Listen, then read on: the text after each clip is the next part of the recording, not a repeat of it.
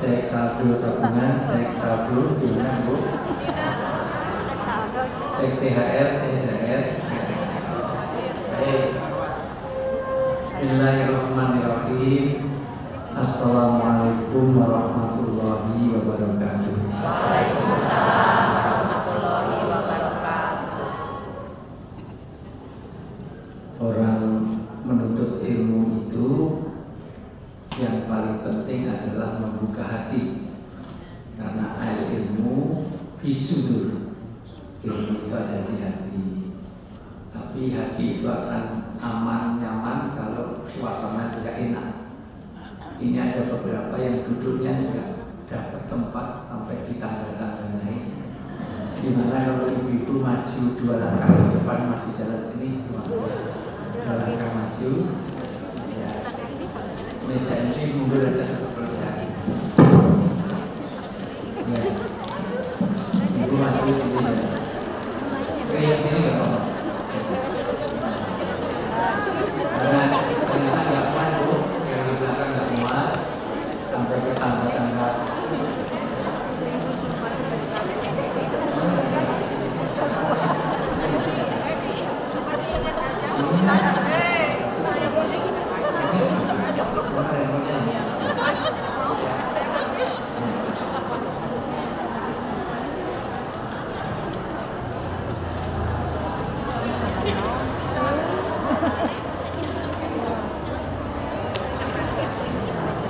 Merapat ke depan Ibu, yang datang belakangan tetap dapat kesempatan.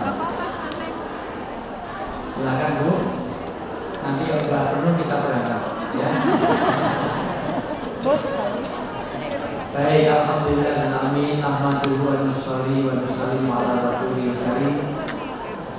Asyhadu an la ilaha illallah wahdahu la syarika lah wa asyhadu anna Muhammadan abduhu wa rasuluh. Qala Nabi sallallahu alaihi wasallam,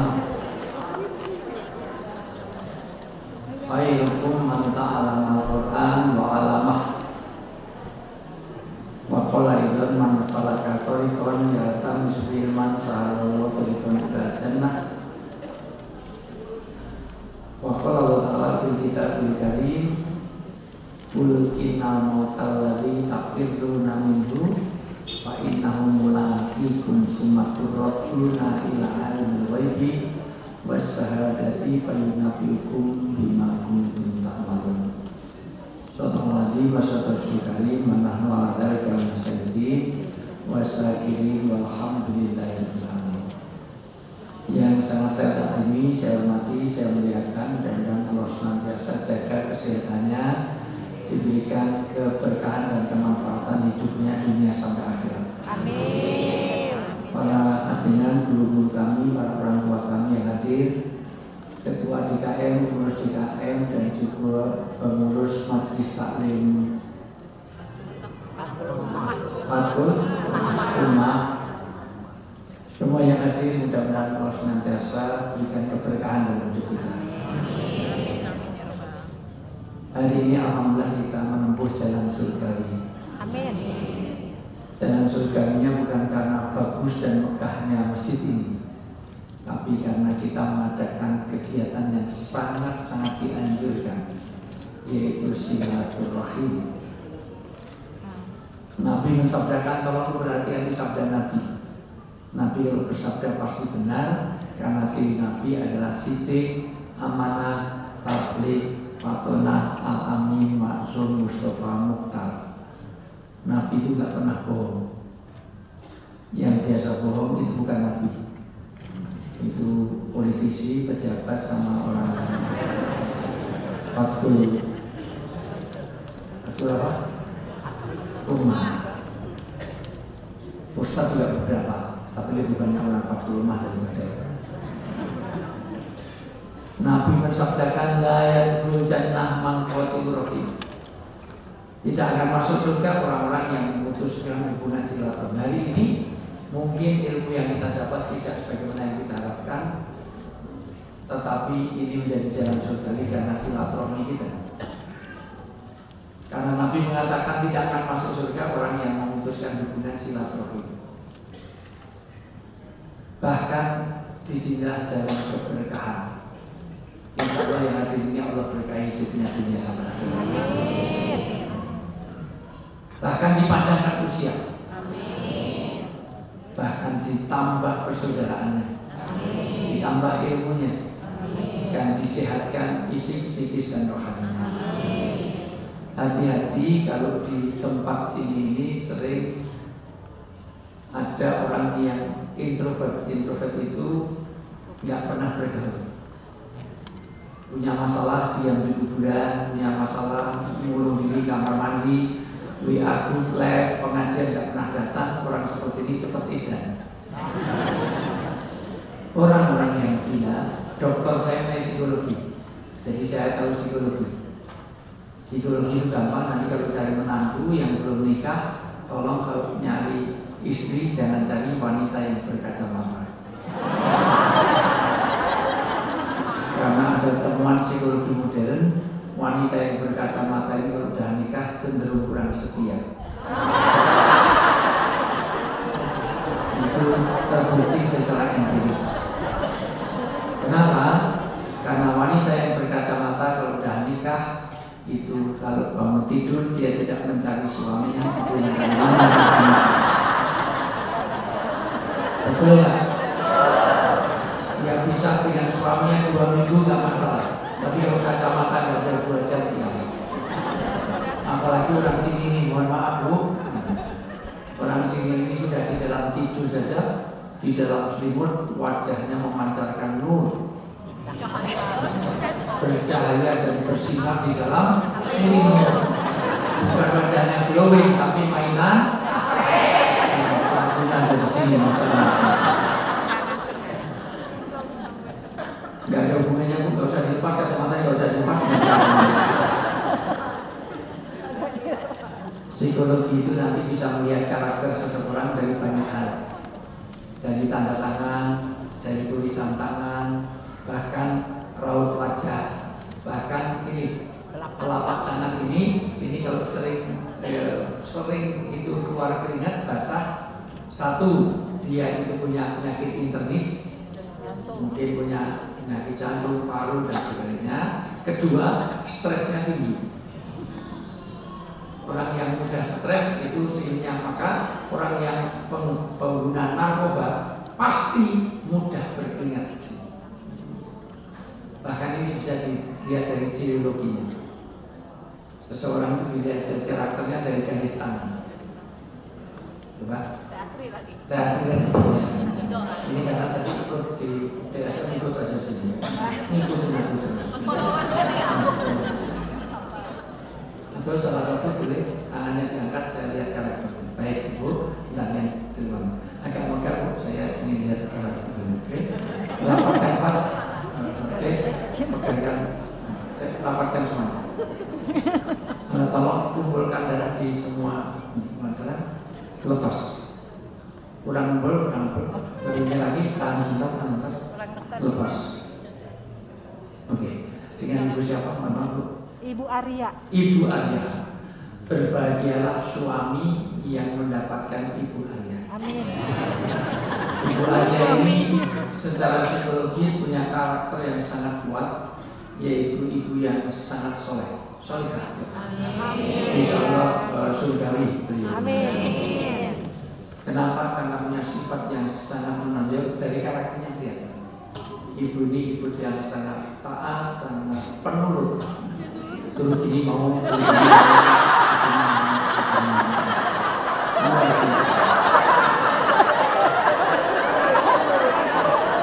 Ada yang salah dari saya? Ada yang salah? Saya ini dokternya ini psikologi.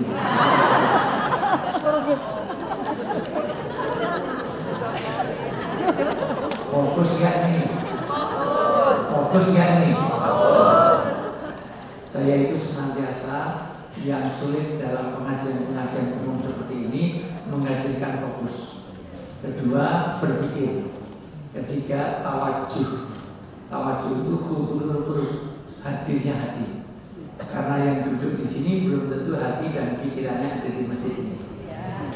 Kadang-kadang kadang-kadang duduk di sini tapi pikirannya nanti masaknya apa, nanti mau kemana, ya kan? Saya tadi sampaikan di TSM Bu, orang sholat itu yang sulit bukan meninggalkan sesuatu, tapi meninggalkan pikiran tentang sesuatu. Orangnya di masjid belum tentu hati dan pikirannya di masjid. Makanya sholat kadang-kadang sholat itu nggak ingat apa-apa, yang mohon maaf semuanya ingat kecuali hanya sholatnya yang nggak ingat. Kadang-kadang kunci hilang itu ketemunya kalau sholat. Allah Akbar, nanti ketemu hari, Allah Akbar ketemu ya. Jadi selama sholat mencari kronologi yang kuncinya dulu. Nabi mengatakan dua. Satu, la sholata bihadrati to'am. Jangan kamu sholat dengan menahan makanan.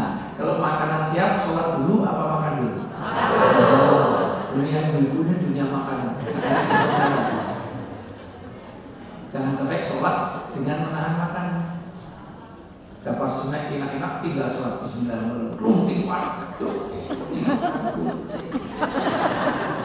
Akhirnya cari sholatnya dulu. Allah hus. Atau menahan dua lubang, kentut, kencing, BAB, gabritan. Kalau habis wudhu terasa kentut sekalian, baru wudhu lagi.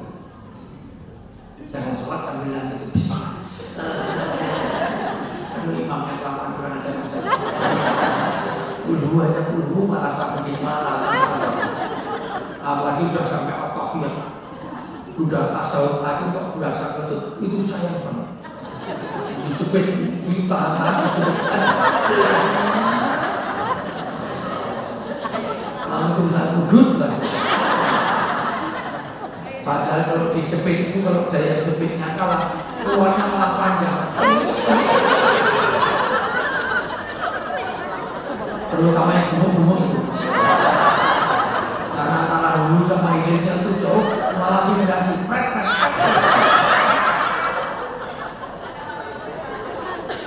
Ini yang tertawa masih sering melakukan. Makanya sholat yang sulit adalah hudurul sama dengan pengajian.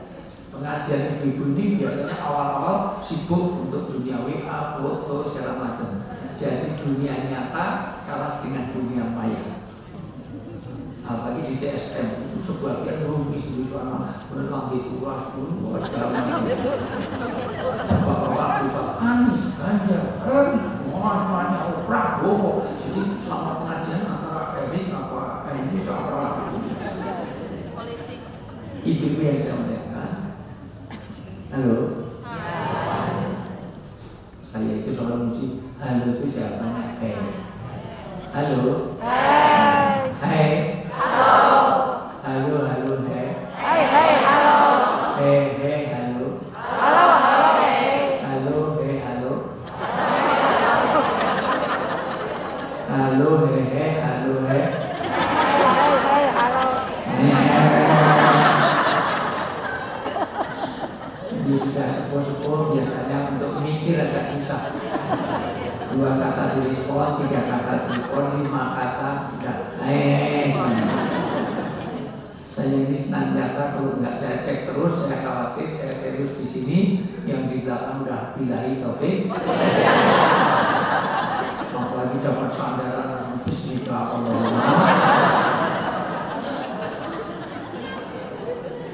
Silaturahmi akan memberkahkan rezeki. Saya selalu sampaikan rezeki yang diminta bukan banyaknya tapi berkah. Apa artinya gaji 30 juta sebulan? Cukup, tapi kalau anak kena narkoba sudah hilang berkahnya. Anaknya nakal sampai menghajar anaknya orang lain, koma 38 hari. Istrinya mentel, bawel, cerewet, trikis, makannya banyak, tidurnya betah, morok, dihitam, orang ngantuk. Suaminya galak setengah mati, sudah hilang berkahnya. Pilih mana? Gaji 30 juta keluarga yang tenang dengan gaji 50 juta tapi keluarganya tenang.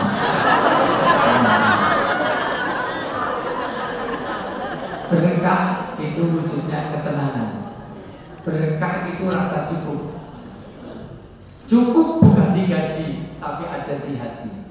Orang-orang yang korupsi itu gajinya besar atau kecil? Besar. Nah, kalau korupsi berarti cukupnya itu bukan di jumlah gaji, tapi bagaimana suasana hati. Maka kata Nabi, orang-orang yang hadir di majelis ilmu inilah orang-orang yang kaya. Laisal ghina an kasratil ardi wa walakin ghina nafs. Bukan orang kaya itu orang yang banyak hartanya, tapi orang yang kaya adalah kecukupan dalam hati. Insya Allah yang datang di sini dia tidak pernah mikir besok bisa makan apa enggak. Insya Allah nggak usah dipikirkan. Insya Allah bisa makan kan? Bisa. Banyak orang punya perusahaan suruh ajak pengajian. Waduh, kalau nanti saya ada pengajian, pegawai saya pengajian, wah saya rugi, saya nanti khawatir besok pagi nggak bisa makan. Berarti orang yang takut nggak bisa makan itu orang melarat atau orang kaya? Maka yang hadir ini orang-orang kaya. Yang kedua kata Nabi, orang yang al-kayis, al-mikyas. Apa itu al-mikyas atau al-kayis? Orang yang cerdas. Orang yang cerdas bukan orang yang profesor, doktor, dosen, bukan. Orang yang cerdas adalah bapak ibu yang hadir di majelis ini, yaitu orang yang dzikrul maut, orang yang zikir maut, orang ingat kematian dan menyiapkan bekal untuk. Insya Allah yang hadir ini orang-orang yang termasuk cerdas di hadapan. Kedua akan dipanjangkan usia. Usia itu ditentukan, tetapi orang masih bisa mengubah. Takdir itu ada dua. Ada berapa, Bu? Dua. Masih fokus? Masih fokus? Coba letakkan alat tulisnya dulu, kita uji kekompakan dulu. Ini uji kekompakan gampang. Kalau saya bilang satu, tepuk satu. Kalau saya bilang dua, tepuk dua. Kalau saya bilang tiga, tepuk tiga. Kalau saya bilang empat, nggak usah tepuk. Semuanya kompak, nanti kelihatan di Fathul Rumah ini siapa yang kompak semuanya. Nanti kalau perlu suruh pindah ke masjid lain. Itu enggak berubah. Semuanya siap? Satu. Ulangi. Satu, dua, satu, tiga, dua, satu, dua, empat.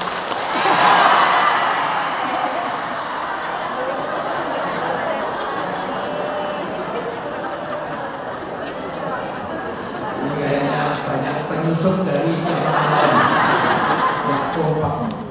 Empat itu nggak usah tepuk.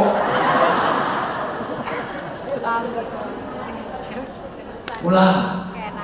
Dua, satu, tiga, dua, satu, empat. Masih ada yang nggak kompak. Udah suruh pindah ke kamar lain. Ibu yang saya muliakan, takdir itu ada dua. Ada takdir yang ghairu mughayyar, takdir yang predestination, no choice, tidak bisa memilih, sudah ditulis di Lauhul Mahfuz selamanya, tidak akan ada perubahan. Misalnya ibu lahir di mana, itu takdir yang tidak bisa memilih. Ibu jadi orang Sunda, orang Dayak, orang Bali, orang Kalimantan, nggak bisa pilih. Untung saya bukan orang Sunda, karena di Indonesia ini suku yang tidak kompak itu salah satunya suku Sunda. Di Indonesia, di Jawa Opo, bahasa apa, bahasa Betawi Ape, sampai di Sumatera Apo, sampai di Cina Opo, sampai di sini naon. Nggak kompak. Apa Ape, Apo bisa naon. Lagu-lagu itu. Yang kucing itu bos. Yang itu di taman ini itu yang tidak. Ada. Orang tua kita siapa nggak bisa Kalau boleh pilih saya pilih jadi anaknya Jokowi, sekarang jadi wali kota di Solo. Kalau boleh pilih Bapak pilih jadi Mas, pilih jadi anaknya SBY. Sekarang dapat Anissa Pohan. Walaupun kalau betul Mas anaknya SBY, belum tentu Anissa Pohan nggak mau. Kita nggak bisa milih. Tapi ada takdir yang bisa diubah. Takdir itu masih mu'alaf. Takdir itu masih menggantung di langit. Takdir itu masih digenggam malaikat, belum jatuh ke bumi. Maka itu masih berubah. Ada yang tahunan, ada bulanan, ada harian, ada jam-jaman.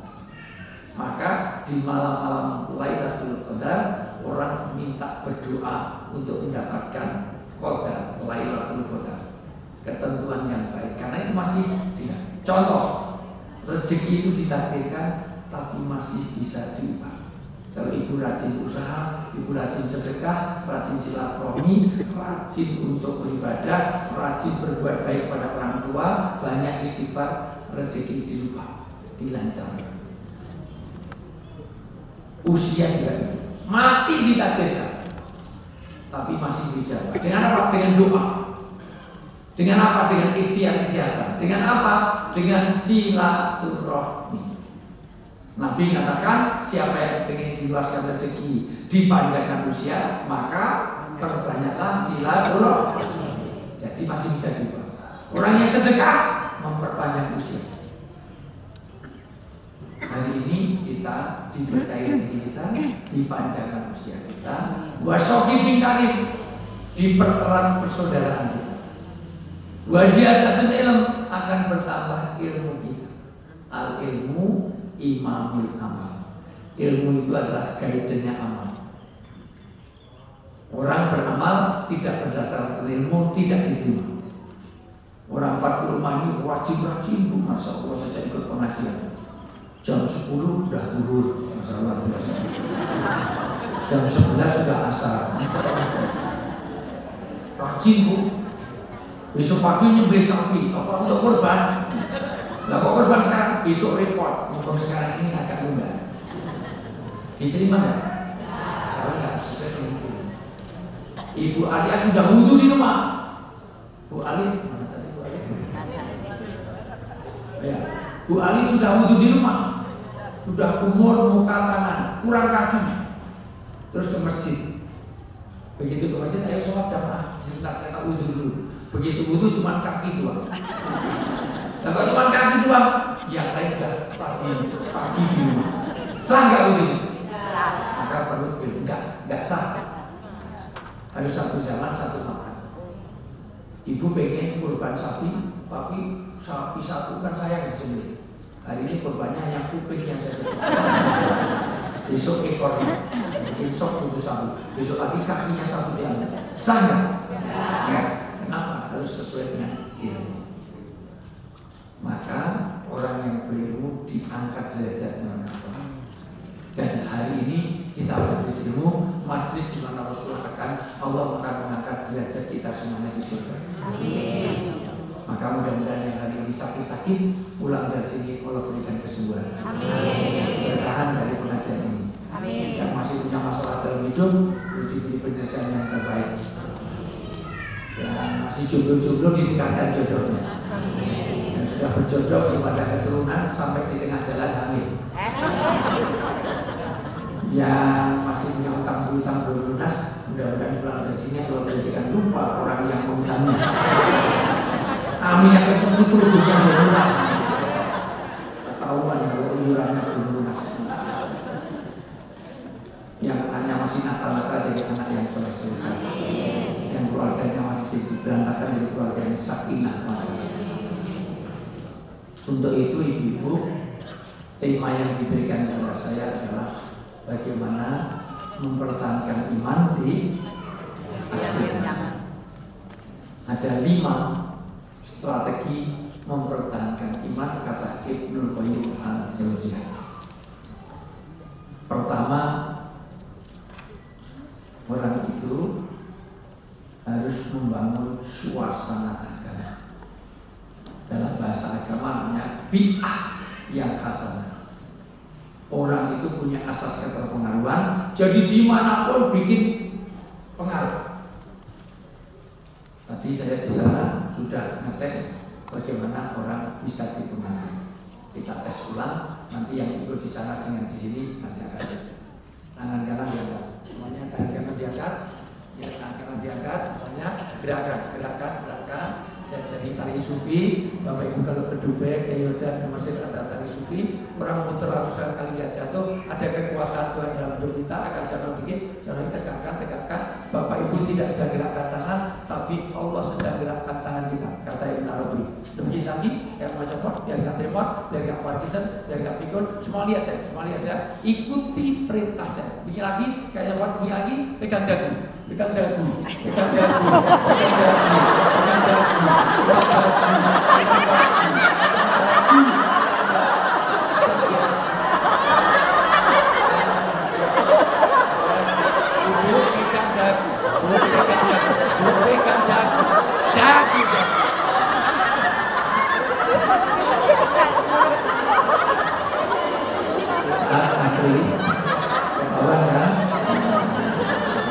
Enggak kok.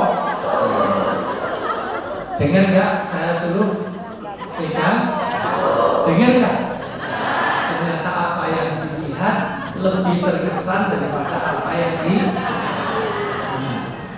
makanya yang tidak lihat saya ngaji ini selalu duduknya sana nggak lihat saya akan beda dengan yang lihat.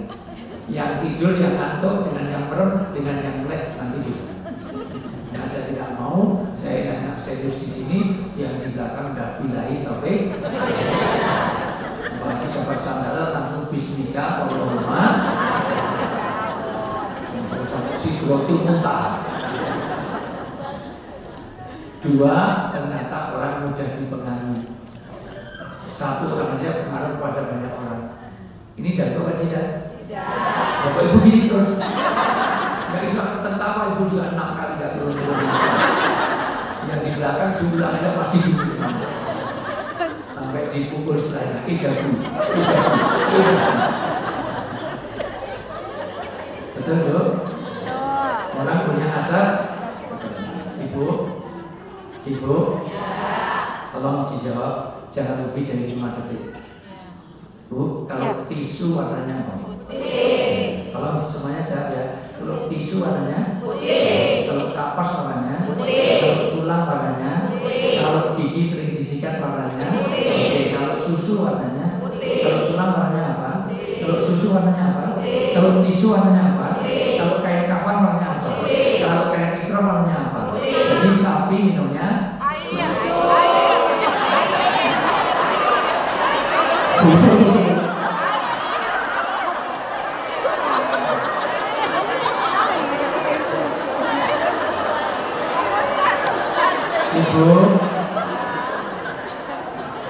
ini cantik-cantik kok edan. Nggak tahu dagu, nggak tahu jidat. Tolong teh jangan piara sapi.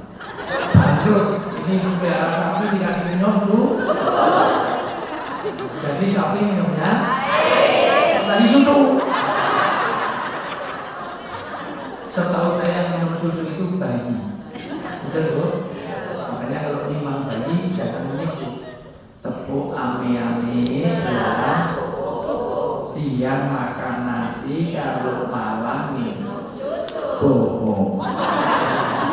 Di seluruh dunia yang saya tahu, bayi itu siang minum susu, malam yang minum susu. Kalau siang makan nasi, malam minum susu, itu bukan bayi.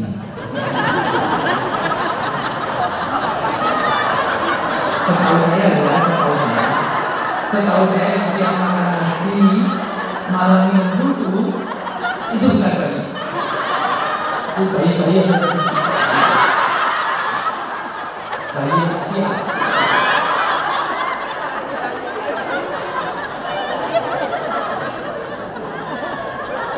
Bayi berjasa nasi, mati bayimu. Itu nimang bayi apa nimang? Ini ngomong-ngomong kok ada aroma-aroma yang bikin lapar. Sate ya. Dibungkus aja. Nah, mudah-mudahan yang minum saya hidupnya diberkahi Allah. Mudah-mudahan yang melihat saya minum hidupnya diberkahi Allah. Mudah-mudahan yang minum ini hidupnya diberkahi Allah. Pokoknya kalau giliran saya ngamini cuma 6 orang. Mudah-mudahan yang minum ini hidupnya diberkahi Allah. Bismillah.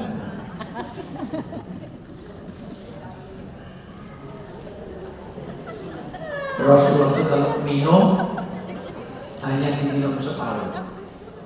Kenapa? Karena yang separuh pasti diberikan istrinya. Dan hebatnya istri Rasulullah kalau minum ditempelkan di mana bekas gigi Rasulullah. Jadi kalau Rasulullah minum sini ditempelkan sini. Nggak seperti orang sini. Apa sini nggak? Aku sini.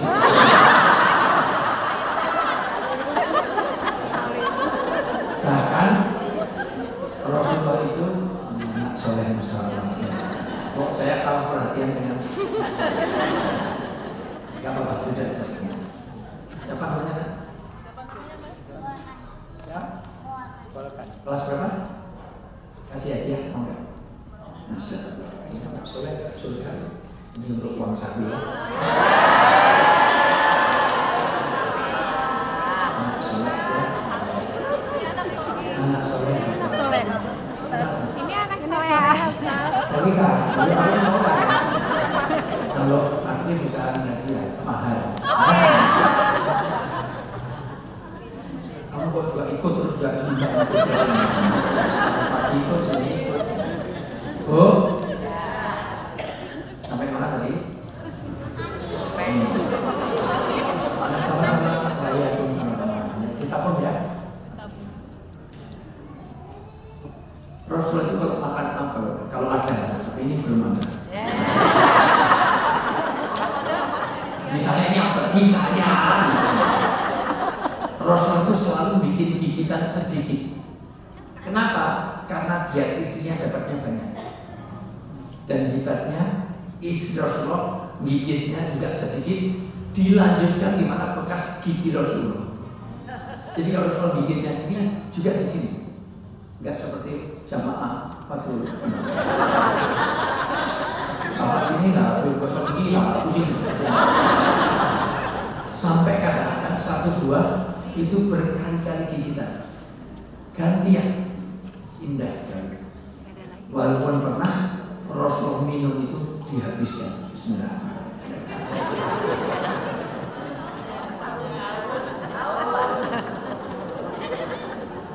Maka begitu dihabiskan, Ummul Mukminin teriak-teriak, ya Rasulullah, sisakan untukku, sisakan untukku. Bukankah ya ulama jamaah keluarganya akan diberkahi kalau ada kebersamaan? Minum aja dihabiskan, jadi egois. Nggak biasanya seperti itu. Kenapa dihabiskan? Karena aku ingin cari berkah dari suamiku. Kenapa aku habiskan? Ya Umairah, ya Habibati, za zaujati, ya Ummul Mukminin. Rasul itu punya istri namanya Aisyah, tapi nggak pernah Rasul manggil istrinya Isa, Aisyah. Rasul memanggil dengan panggilan yang bagus. Umairah, si tidak terima karena pipi Aisyah dan itu putih kemerah-merahan kayak apel Australia. Tahu ya? Bukan apel Malang, kalau apel Malang hijau. Tahu ya Bu?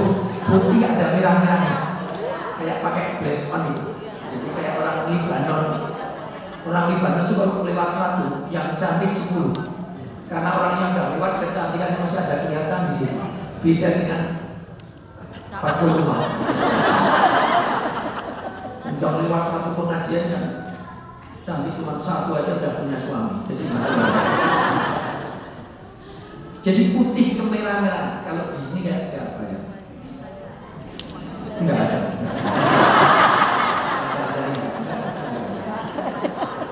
Ada di belakang itu enggak kayak apel, itu kayak salad.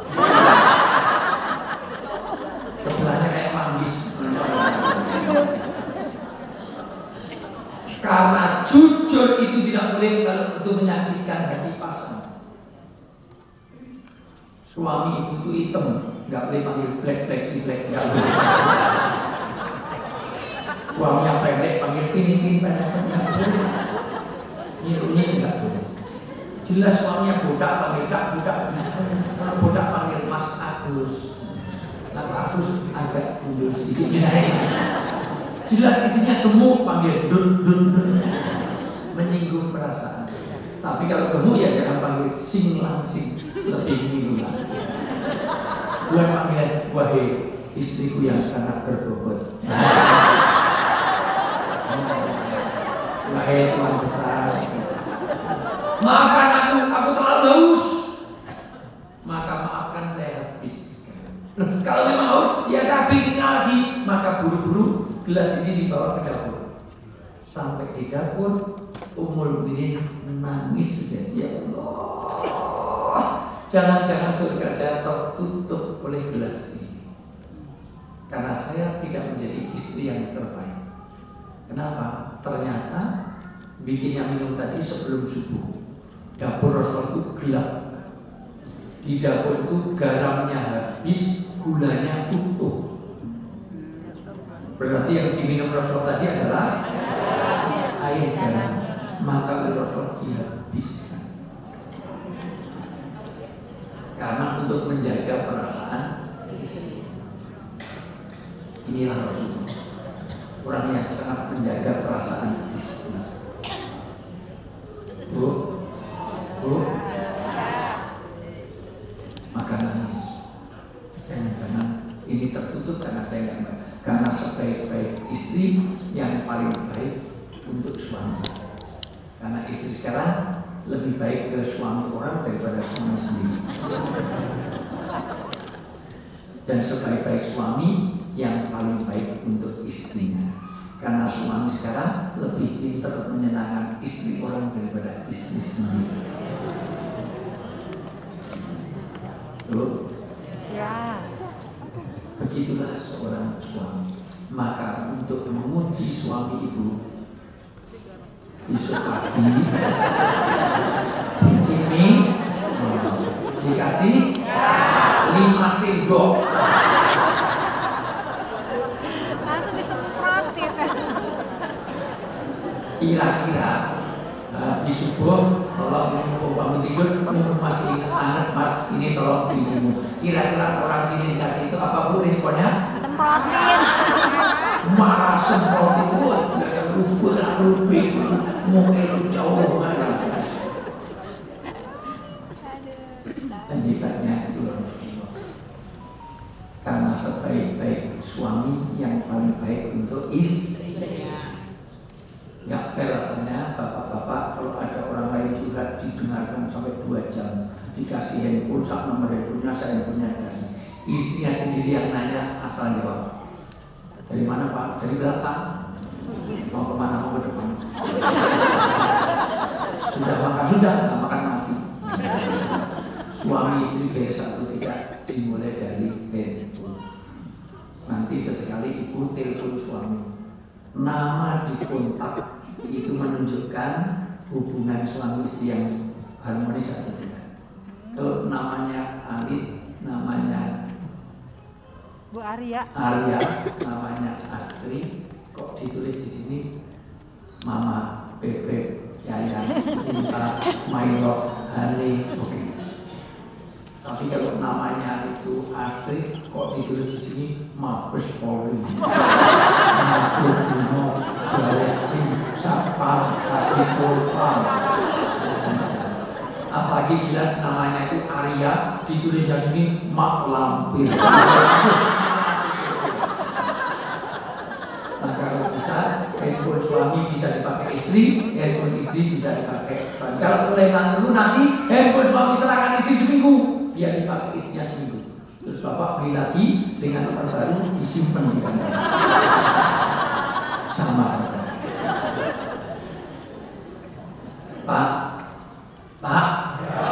ini saya dahulukan karena majelis taklim di mana-mana sekarang yang paling banyak ibu-ibu, betul nggak? Dulu kami katakan kebanyakan isi neraka adalah wanita, sekarang kebanyakan isi neraka itu laki-laki. Karena yang banyak pengajian, yang banyak korupsi, yang banyak membunuh, yang banyak Memperkosa? Wah, ibu ini memperkosa 3 orang laki-laki itu.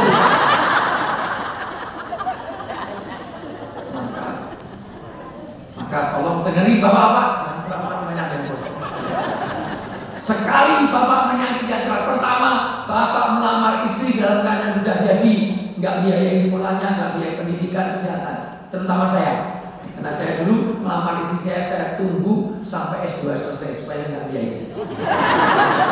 Karena istri saya masih istri saya, maka saya dengan istri saya selisihnya 9 tahun. Karena kalau saya ngajar di UGM selalu ada wanita duduk paling depan. Pernah saya ngajar bukan nulis pelajar, saya malah gambar wajah saya. Jadi saya lihat kalau senang sama saya, terus saya kasihan, terus saya nikahi dia. Tapi memang saya ancam, kalau nggak mau saya lulusan. Kalau mau nggak, saya mau. Dan sudah saya selidiki, istri saya itu sudah saya selidiki, anak ulama, anaknya orang kaya di tengah kota juga, warisannya banyak.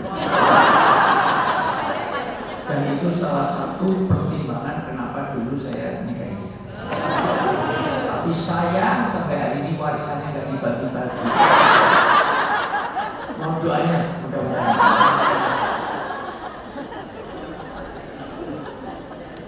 Kedua, kalau bapak menyakiti hati wanita, berarti menyakiti hati keluarga bersama. Menyakiti bapak ibunya, adiknya, kakaknya, kerabat. Ketiga, bapak kalau menyakiti wanita, wanita itu mudah memaafkan tapi sulit melupakan. Wanita itu kuat menyimpan timur. Sekali tersakiti ingat sampai akhir kiamat, disenangi juga ingat sampai akhir kiamat. Sekali dicium dia ingat sampai kiamat. Kalau laki-laki enggak, asal nyium orang lain 100 kali. Soalnya makanya janda lebih sulit untuk kawin lagi dibanding duda. Maka di sini lebih banyak jandanya daripada duda. Karena janda sudah 4 bulan masa tidak selesai, enggak kawin lagi. 4 tahun enggak kawin sampai menjanda seumur hidup. Tapi kalau yang mati ibu, bapak-bapak nggak usah nunggu 4 bulan, 4 tahun. 2 minggu aja bisa kawin lagi, betul nggak? Sampai ditegur mertuanya, buat tunggu tuh nak biar kuburannya kering. Langsung ke toko elektronik beli air. Maka biar cepet kering. Ada cerita suami istrinya mati nggak langsung disuratkan, dilangkai. Kenapa dilangkai? Karena saya punya kawin lagi, tapi syaratnya langkai dulu. Maka jangan pernah menyakiti wanita. Wanita itu kuat menyimpan memori. Maaf hari pertama apa? 2010 gitu, 2011, 2016 gitu. Ayo lihat, dia ingat sampai itu. Dan kalau laki-laki menyakiti hati wanita, itu high cost, ongkosnya mahal. Karena wanita kalau nangis, air mata yang keluar merusak eyeliner,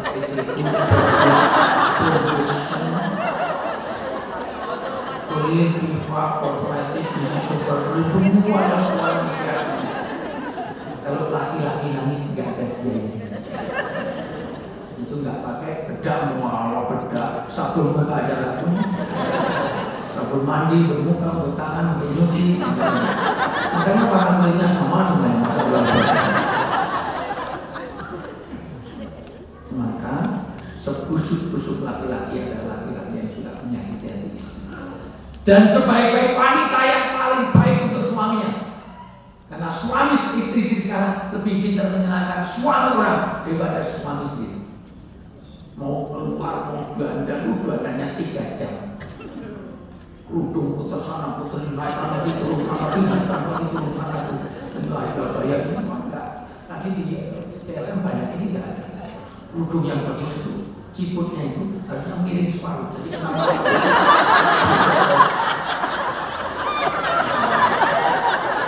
Lurus kurang keren nih.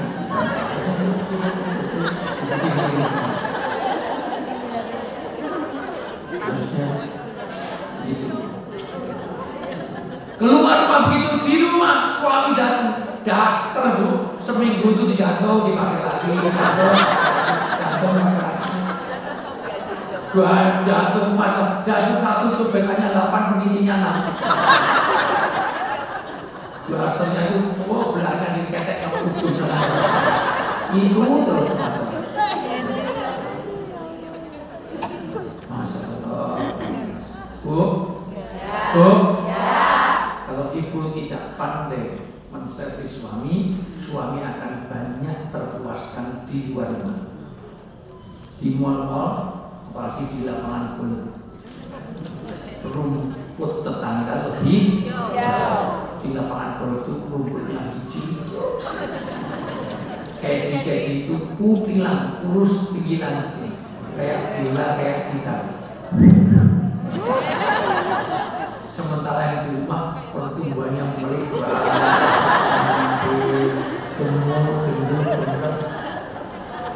Duduk di kursi, berdiri itu kursinya. Bentuknya kayak buah pir, tahu buah pir? Buah pir itu kecil, membesar dan cenderung.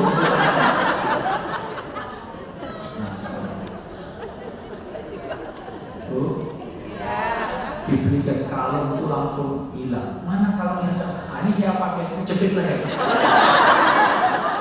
Karena kepala langsung perut, siluetnya itu gak jelas. Maka perbaiki hubungan dengan suami, karena itu salah satu cara untuk mempertahankan keimanan, yaitu hidup suasana agama. Satu, dua, ilmu. Orang yang punya ilmu maka mempertahankan iman lebih kuat. Kalau nggak punya ilmu, iman mudah ditukar dengan mie instan, dengan sembako, dengan maka perlu ilmu. Kenapa ilmu? Sampai-sampai dalam kondisi perang saja orang menuntut ilmu nggak boleh dihentikan. Suatu ketika Madinah diserang musuh, karena yang menyerang itu koalisinya banyak. PDIP, PAN, P3, semuanya koalisi banyak. Sementara orang Madinah sendirian. Ini ada orang Quraisy, orang-orang kafir, orang-orang munafik, bahkan orang Yahudi Nasrani bergabung. Maka seluruh umat Islam keluar. Maka begitu keluar dari situ, turun surat Al-Baqarah ayat 122. Sekarang dibaca surat mana MC-nya tadi? Al-Baqarah 122. Turun surat ini, nggak boleh semuanya perang, harus ada sebagian yang majlis taklim seperti ini. Maka kalau walaupun pandemi, nggak boleh majlis taklimnya berhenti, minimal dengan daring, minimal dengan Zoom. 122 surat Al-Baqarah. Mana mikrofonnya? Cuma satu. Ini kurang kencang. Al-Baqarah 122. Ya, terjemahannya saya nggak paham. Bismillahirrahmanirrahim. Wahai Bani Israel, ingatlah. Al-Baqarah? Bukan At-Taubah, sorry. Oh, At-Taubah. Jadi saya bukan At-Taubah. Ya, At-Taubah 122. Hafal. Saya yang salah. Ini sudah makin karena belum tidur sejak malam. At-Taubah 122. At-Taubah 122. Dan tidak sepatutnya orang-orang mukmin itu semuanya pergi ke medan perang. Ayat ini turun waktu itu orang Madinah keluar semuanya karena mau diserang tentara sekutu. Maka semuanya bela negara. Nggak boleh di stop ayat ini. Nggak boleh semuanya pergi perang. Terus? Mengapa sebagian dari setiap golongan di antara mereka tidak pergi untuk memperdalam pengetahuan agama mereka? Harus ada yang majlis taklim. Jadi nggak boleh semuanya pergi perang, nggak boleh. Harus ada majlis taklim. Berarti kata Ibnu Katsir, menuntut ilmu seperti ini, jihadnya, pahalanya sama dengan perang. Enak menuntut ilmu apa enak perang? Perang itu nggak waspada, minimal istrinya janda, anaknya yatim. Nuntut ilmu sambil tidur aja, nuntut ilmu enak. Saya pikir tadi berpikir atau berdoa, ternyata memproduksi aqua. Pisang duduk dimakan ular. Orang tua udah ngantuk produksi jijik. Makanya kok asik ini baru mau serius kan mundur terus. Harus memperdalam. Untuk apa? Lanjut.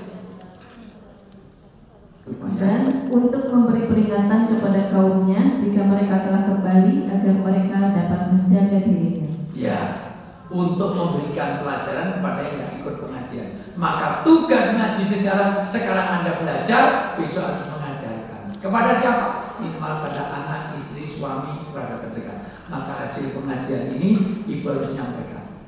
Maka tahun depan nggak usah cari ustaz, semuanya jadi ustaz-ustazah semuanya. Untuk di lingkungannya masing-masing. Untuk anaknya, untuk istrinya, untuk suaminya. Niatul amal wa tabligh, apa yang kita pahami diamalkan dan disebarluaskan.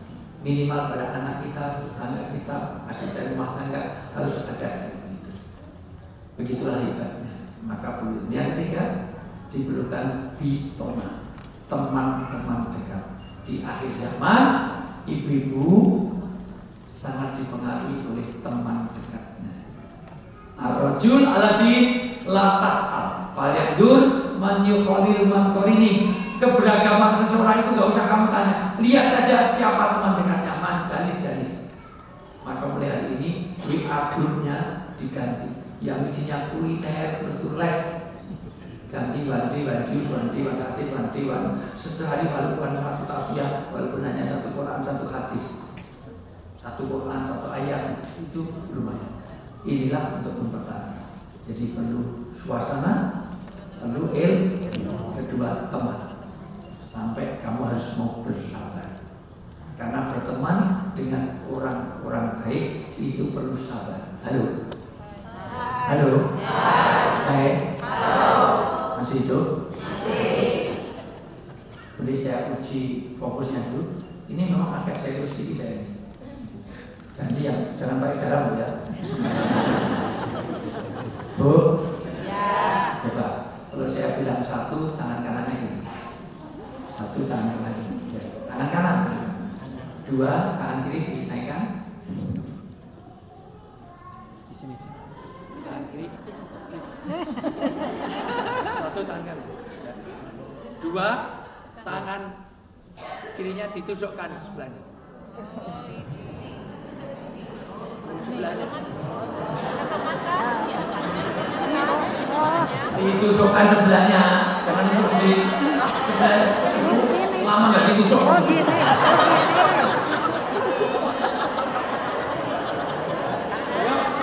Ini ya. Nanti kalau saya bilang tiga, tangan kanan nangkap, tangan kiri menghindar. Kalau ibu fokus ke kanan, maka bisa nangkap, tapi nggak bisa menghindar. Kalau fokusnya ke kiri, bisa menghindar, tapi nggak bisa. Nanti ketahuan siapa yang sudah pikun, yang sudah lansia. Yang sudah lansia, nangkap nggak bisa, menghindar juga nggak bisa. Yang paling hebat bisa nangkap, tapi bisa menghindar. Jelas ya? Semuanya turunkan dulu. Satu, tangan kanan, satu, tangan kanan dari bapak juga ikut, yang lebih pikun bapak. Satu, dua, tusukkan ke kiri. Ibu jangan tusukkan ke kiri. Tusuk ya, udah ya bu, udah. Ya, tusuk ya, oke. Ditahan dua ya, tahan dua. Satu, dua.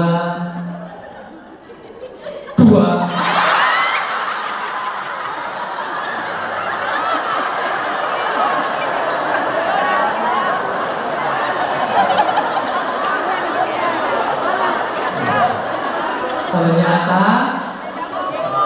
tidak fokus, bukan tidak fokus, nafsunya mengalahkan pikiran.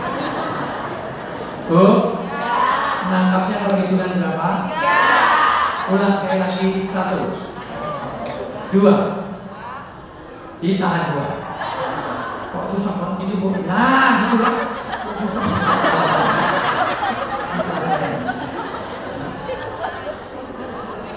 Tahan dua, satu, dua. Ternyata nafsu bisa dilatih, maka pulang dari pengajian ini Bapak Ibu semuanya menjadi lebih baik. Karena ternyata nafsu bisa dikendalikan, bisa dikendalikan. 2, 1, 1, 2, 1, 3.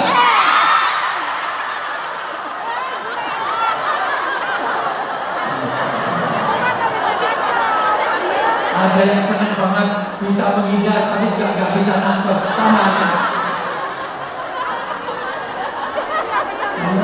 Masih bisa berpikir.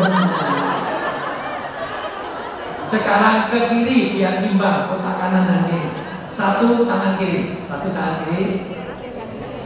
2 tusuk. Nah, sekarang ke kanan. Nah, tapi kata kuncinya saya ganti dengan kucing. Kalau mendengar kata kucing, tangan kiri nangkap, tangan kanan menghindar. 1, 2. Di dunia ini Tuhan menciptakan banyak makhluk. Di antara makhluk ada yang berkaki 4. Binatang ini dimusuhi anjing. Larinya sangat kencang. Kata kuncinya apa, Bu? Larinya. Saya yang ngomong bukan diriku. Ulang. 1, 2. Binatang ini kita jumpai di pinggir-pinggir jalan. Matanya bersinar di malam hari, larinya sangat kencang. Binatang ini bernama kuda.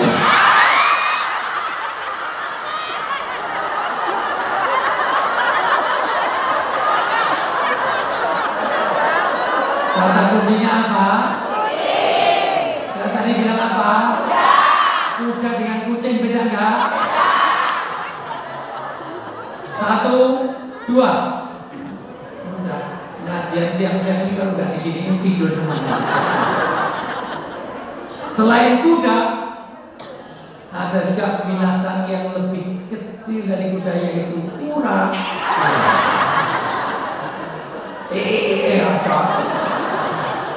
Kura-kura lari karena dikejar oleh kumbang.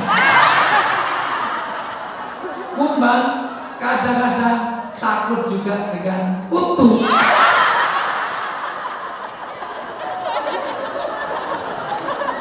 Kutu bisa nempel di kubu, kutu bisa nempel di kuda, kutu bisa nempel di kumbang, kutu bisa nempel di kucing.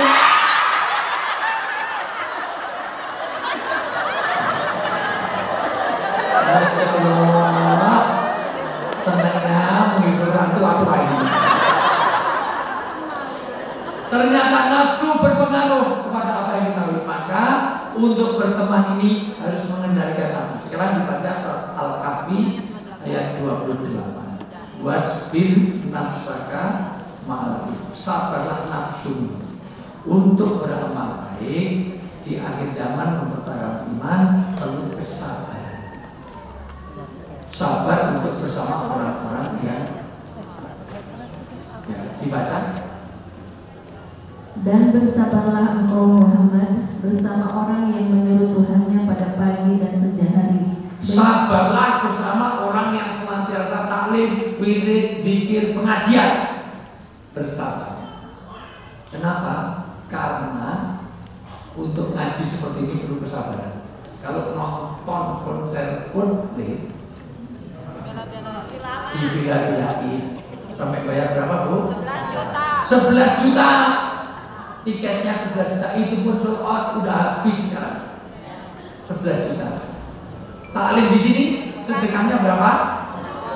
Infaknya berapa tadi? Seikhlasnya apa? Lewat terus. Muka infak kecuali lewat, lancarnya luar biasa. Maka perlu kesabaran. Terus? Dengan mengharap keriduannya. Ya. Dan janganlah kedua matamu berpaling dari mereka karena mengharapkan perhiasan kehidupan dunia.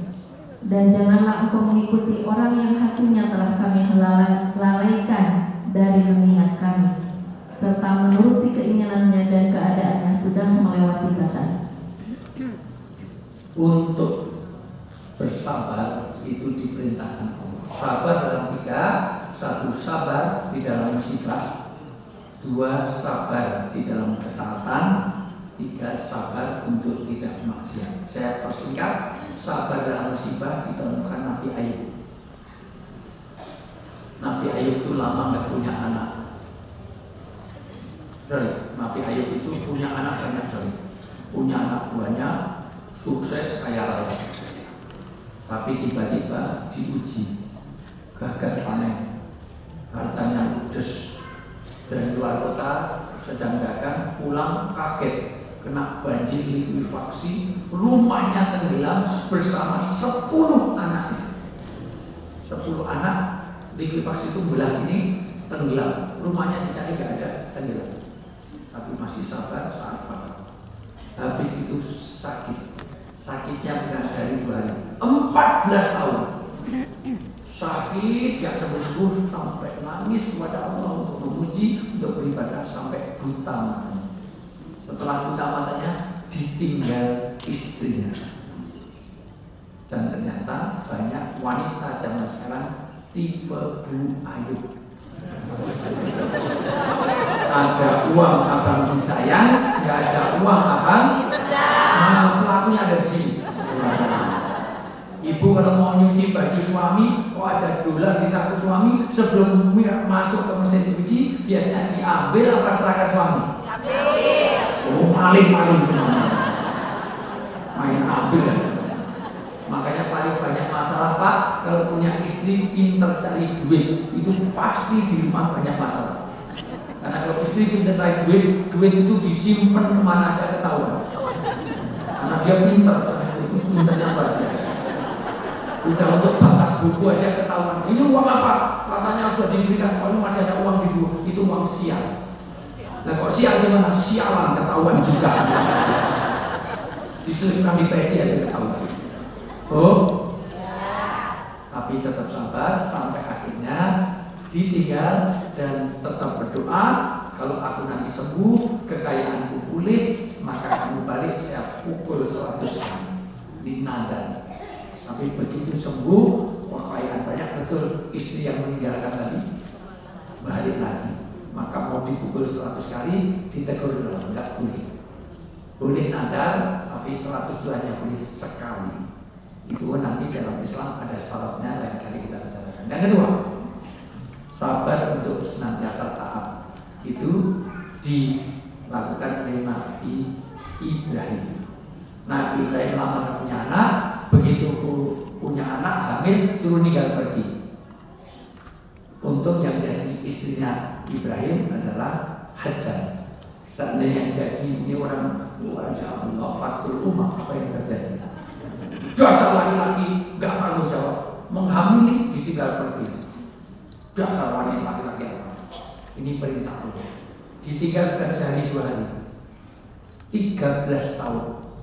Wanita hamil sendirian. Wanita hamil sendirian, nggak dikasih handphone, nggak ada pulsa, nggak ada deposito, cari air saja susah. Biwatin di jaring, di lembah yang tidak ada sebab kehidupan, cari air saja susah. Wanita hamil sendirian, hebatnya wanita ini. Taat kepada suami, taat kepada Allah. 13 tahun pulang, ternyata suruh nyembelih anak usia 13 tahun. Dan apa jawab anaknya? Anaknya taat. If al-matumai satajiduni insyaallah minasyabirin. Dibaca surat As-Saffat 102. As-Saffat 102. Untung yang jadi anaknya itu adalah Ismail. As-Saffat ayat 102. Ya Allah asli di mana enggak dengar As-Saffat di sana enggak dengar. Maka ketika anak itu sampai pada umur sanggup berusaha bersamanya, Ibrahim berkata, "Wahai anakku, sesungguhnya aku bermimpi bahwa aku menyembelihmu. Maka pikirkanlah bagaimana pendapatmu." Dia Ismail menjawab. Apa jawaban Ismail? Jawabannya Ismail begini terus. "Wahai ayahku, lakukanlah apa yang diperintahkan Allah kepadamu. Insya Allah engkau akan mendapatiku termasuk orang yang sabar. Ini hebatnya Ismail. Taat kepada orang tua, taat kepada agama. Ini perintah Allah, lakukan. Anak sekarang lebih mentaati, lebih menuruti, lebih mendahulukan panggilan handphone atau panggilan orang tua. Dipanggil orang tua 5 kali nggak datang, handphonenya berdering langsung lari, betul nggak? Maka saya selalu rekomendasikan ibu, kalau ibu anaknya seperti itu, kalau minta uang jangan dikasih, suruh minta kepada handphone. Karena kamu mendahulukan handphone, mengutamakan handphone, kamu lebih bakti pada handphone. Taat kepada handphone, kamu lahirnya dari handphone. Handphone itu hamil terus keluar kamu. Maka wajahmu kayak kipet. Wajahmu wajah Android. Oh, seandainya itu anaknya orang sini, aku melihat dalam mimpiku nyembelih kamu, apa jawabannya? Oh ya sama Pak, saya mimpinya sama. Saya mimpinya nyembelih bapak sama mukuli bapak. Bapak ini Bang Toyib tidak pernah pulang. Dulu mama melahirkan tinggal pergi, tinggal datang mau nyembelih, kurang ajar. Hebatnya. Maka ini contoh bagaimana umat di akhir zaman mempertahankan iman bersama keluarga. Bagaimana ibu sudah solihah, bapaknya harus soleh, anaknya harus soleh dan soleh. Yang ketiga, kesabaran untuk tidak maksiat dicontohkan Nabi Yusuf. Nabi Yusuf itu masih muda, nggak mau diperdaya wanita. Kalau Yusuf sudah tua, nggak mau wajar pensiunan. Ayo Mbak Yusuf, layani saya. Mas nggak kuat nak. Dan Zulekha cantik mulai. Belum di sini kan nggak ada. Saya cari yang ini kok kajian paling hari ini kajian yang nggak ada yang bening-bening sama sekali. Makin ngantuk aja saya. Lain kali itu diurutkan yang bening-bening itu agak maju, yang pensiunan itu tidak.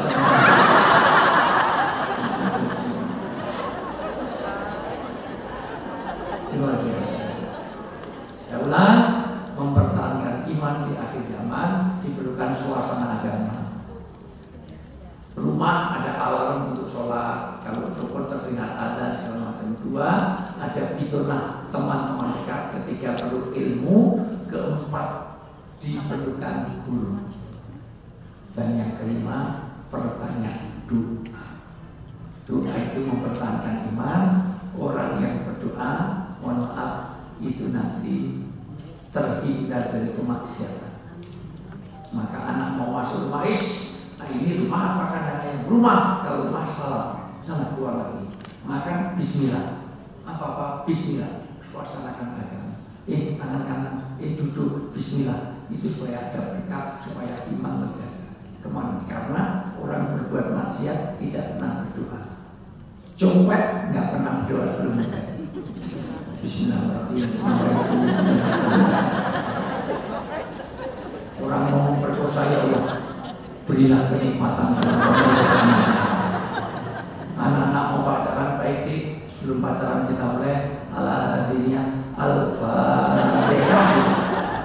Sederhana dengan kita banyak doa, dengan diri pikir keluar masuk masjid, ini suasana.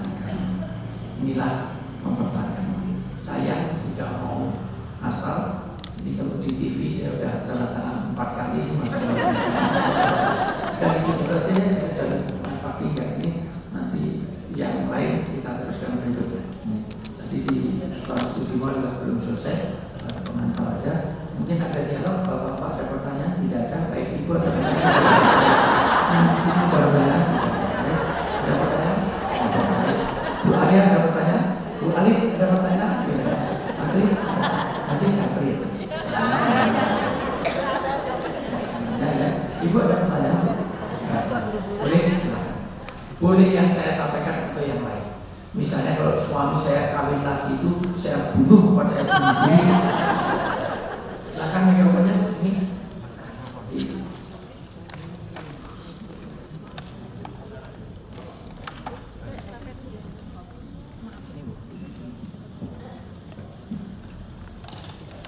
Boleh 1-2 pertanyaan?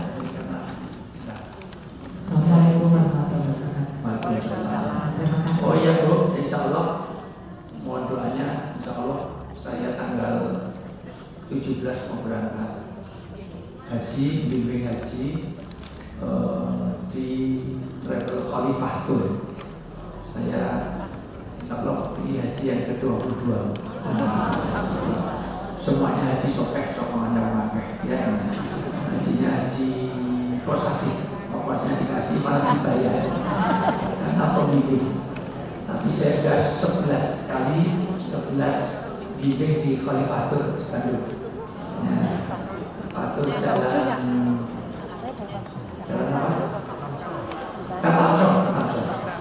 Hari ini ada doorpress. Ya, nanti saya umrah haji bersama Khalifah Tour sudah 13 tahun saya di Khalifah Tour. Jadi kalau umrah sekitar 73 atau 72 katanya gitu. Saya sendiri nggak bisa ngitung. Jadi yang mau umrah haji insya Allah boleh, personal garansinya saya jelas layaknya dan provider visa. Jadi nggak konsorsium karena bisa mengeluarkan visa sendiri. Provider visa itu jadi visanya juga beli ke orang dan sendiri dan diakui besok. Ya, monggo ya silakan nanti saya. Maaf kalau temanya sedikit berbeda dari. Monggo silakan. Dengan siapa Ibu? Saya Rahma Nuriyawati dari Nuriyawati juga. Ya, buat KNE Koli biasa dipanggil Bu Nuri Erna Ratna. Begini, saya kemarin ini ikut kajian di masjid lain menceritakan tentang ziarah kubur gitu. Ziarah kubur. Ya. Mungkin ada kaitannya dengan kegiatan beragama ya. Ya. Yang saya tanyakan itu yang dijelaskan oleh Ustadz itu bahwa di dalam makam kubur itu tidak boleh dibangun apapun gitu. Ya. Saya yakin, tapi saya sendiri ini pertanyaan tidak tersampaikan kepada Ustadz itu. Jadi saya mungkin kepada Ustadz aja bertanya.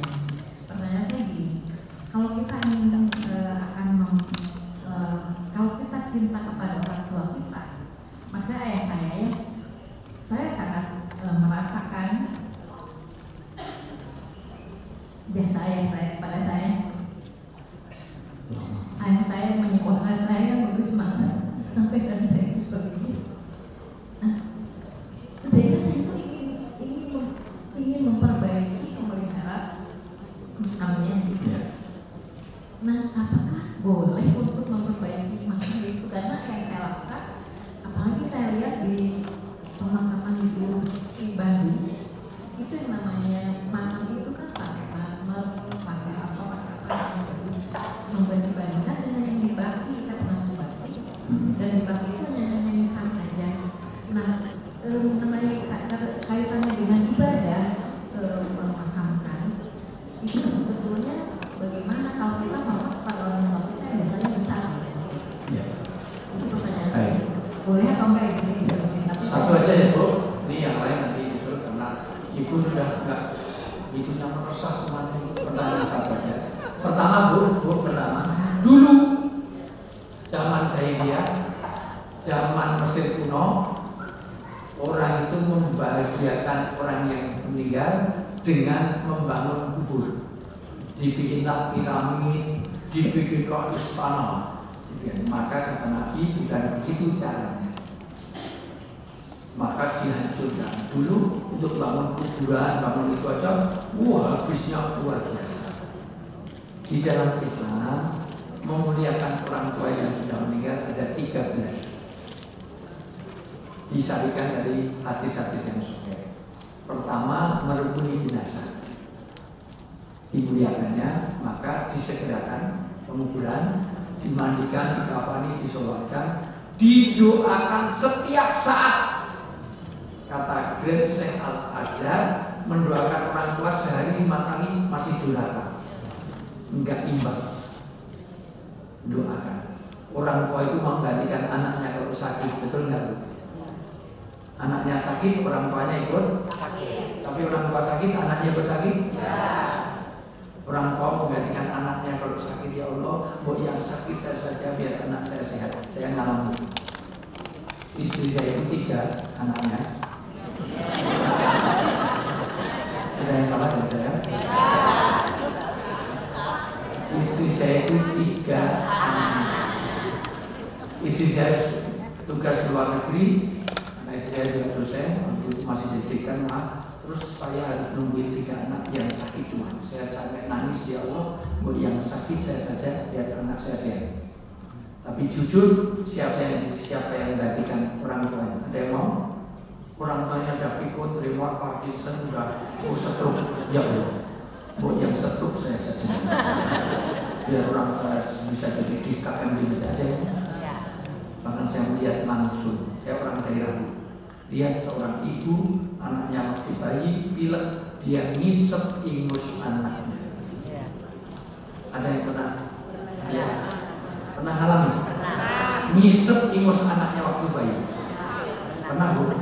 Tapi jujur, siapa yang di sini? Siapa yang mau ngisep ingus bapaknya?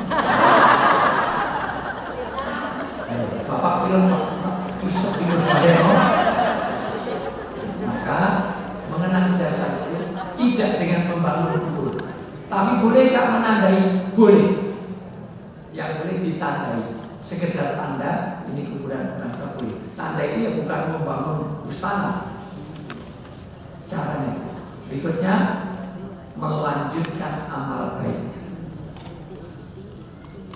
Bapak kita suruh sedekah, sering sedekah, lanjutkan.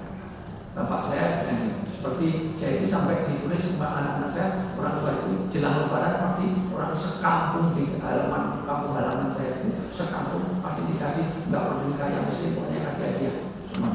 Akhirnya anak-anaknya melanjutkan bersilaturahmi kepada teman-teman bapak. Berikutnya jangan lepas doa. Berikutnya melaksanakan apa yang menjadi hak-hak yang belum tertunaikan, kaitannya utang-utang.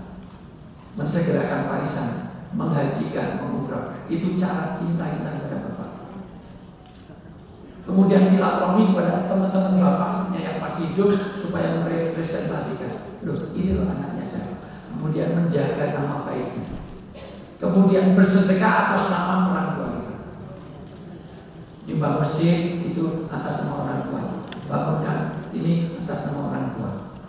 Itu sepanjangnya untuk bahagia. Bu, orang kalau mau tenggelam dikasih emas 1 kilo dibanding dikasih ban bekas, pilih ngambil ban bekas apa emas kilo? Pilih emas. Ban bekas. Ngambil ban bekas terus ngambil emas. Ibu nggak maunya aja. Demikian juga orang sudah meninggal.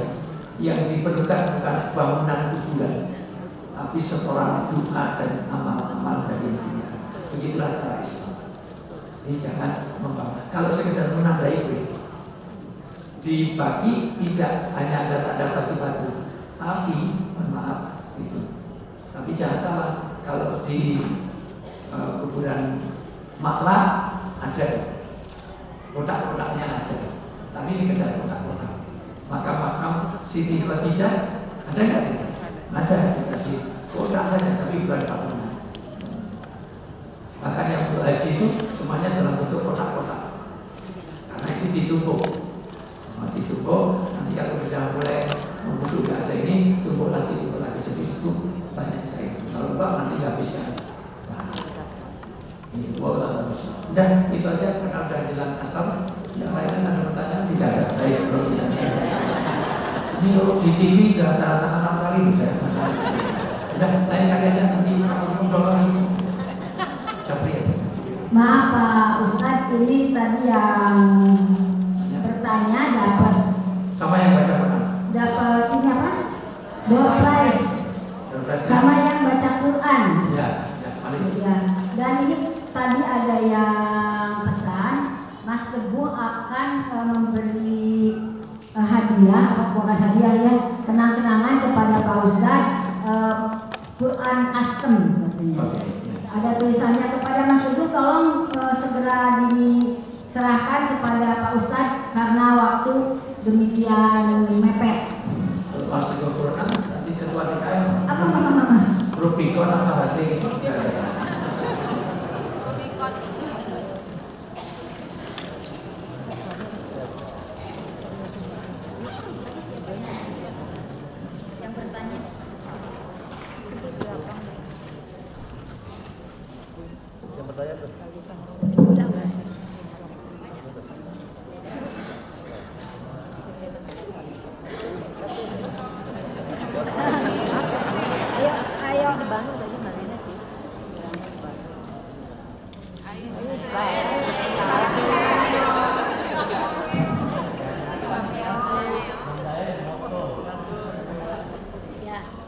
Terima kasih.